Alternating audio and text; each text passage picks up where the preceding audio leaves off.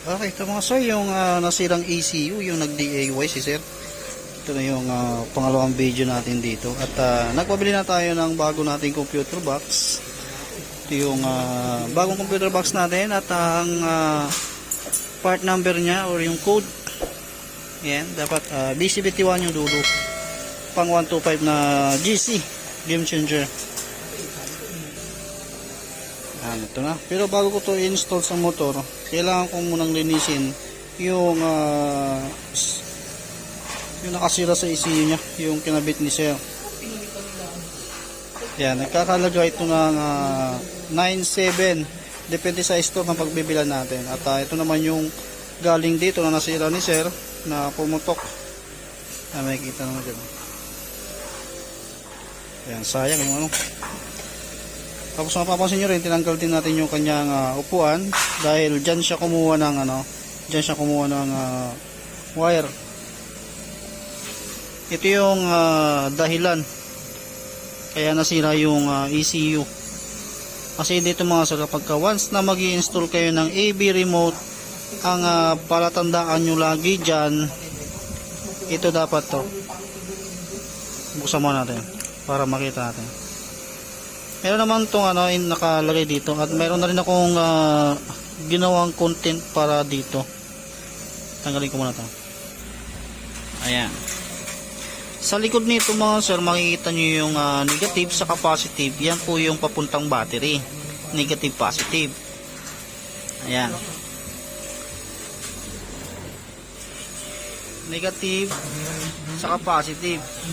Tapos ang malinis dito yung common na dapat hindi na dapat ginagalaw, kasi ang kukunin mo lang dapat dyan, choice mo to mga sir, choice nyo to kung ito yung pagsasabay nyo, yung common or yung normally open, normally close or common. Ang ginawa ni sir, yung common sinama niya yan sa positive papuntang battery. Ayan, tinap niya dito, kaya nasira yung kanyang ECU dahilan ng pagkasunog. Kumbaga itong wire niya na dinugtong niya dito, ito nilagyan niya ng wire uli para kala niya mapandar niya uli. Pumutok yung fuse, yung injector. May sa fuse natin mayroon nakalagay doon injector. Yun, pumutok yun. Pati ECU pumutok kasi hindi na kinaya.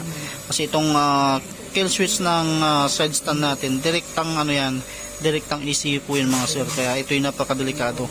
Kapag once na ito nabalatan at nadikit sa positive, masisira yung ECU nyo. Kaya dapat kapag once na ito, lagi nyo double check kasi nakakasira. O di kaya huwag na lang kayo maglagay nito, kasi purpose nyo lang naman dito yung mamatay yung yung motor nyo. May meter kung gaano kahaba bago mapatay yung motor. Kapag lumagpas ka ng 20 meter yata to, 10 meter lang. Pag lumagpas ka na doon, kahit anong gawin mo pag kill switch sa remote mo, hindi mo mapapatay in case na kinuha yung motor. Yan. Kaya kaso gusto ni sir, ikabit ko pa ulit to. Kaya tingnan natin mamaya, pero babaguhin ko muna to kasi maling mali ito mga sir. Okay, ito yung bago nating ECU. I-install lang natin. Nanonood sa YouTube kaso absent. In-absent na niyo yung kalahati. Nagkumbaga Nas forward. Hindi niya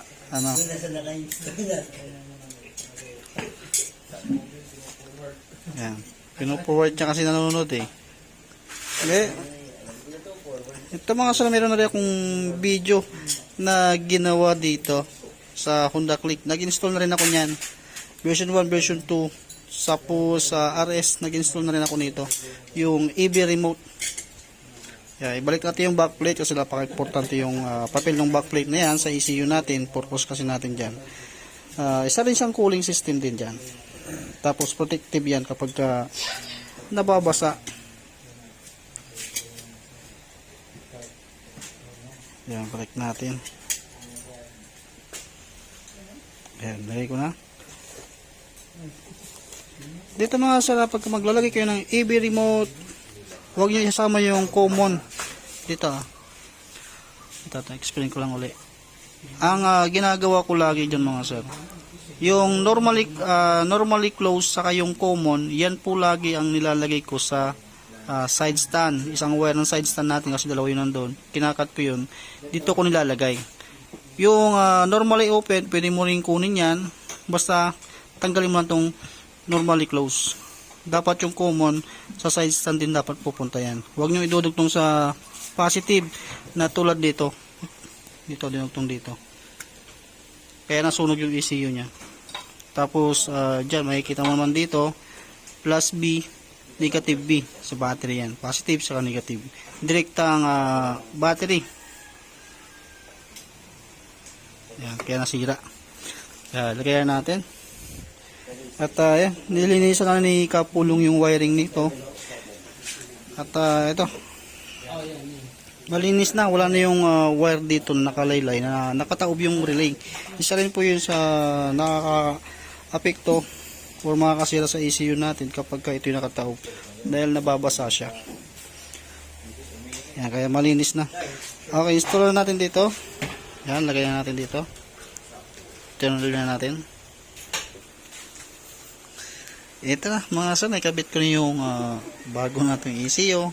Lagi ko na rin yung tornilyo. Itong nakikita nyo yung wire na to, ground po yan ng MDL natin.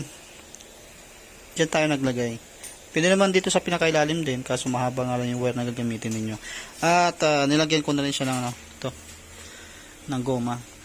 Para hindi nasusugatan yung ating wire sa stator para hindi masunog yung ECU natin. Testing natin banda rin.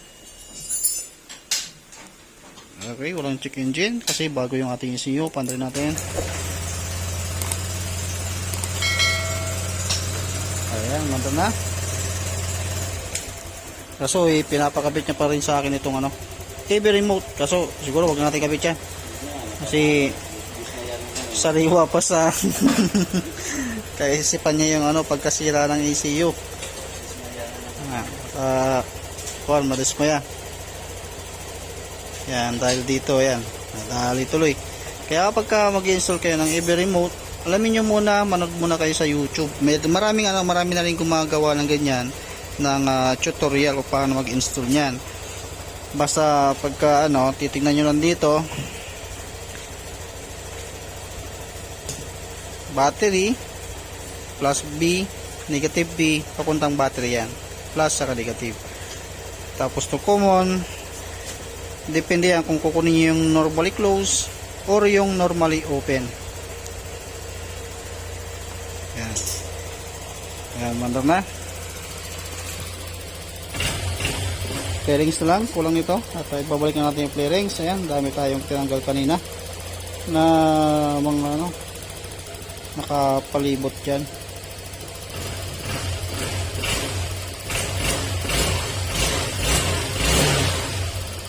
Balik mo natin yung fairings niya mga sir. Patay mo natin. Okay, ito na mga sir. Ibalik ko na yung lahat ng fairings at hindi ko na nilagyan ng EV remote dahil yun yung nakasira. Ayan, tisin na natin panda rin.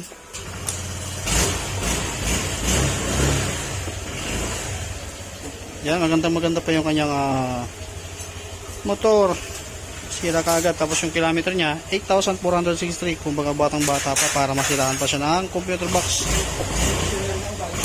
Yan, okay na.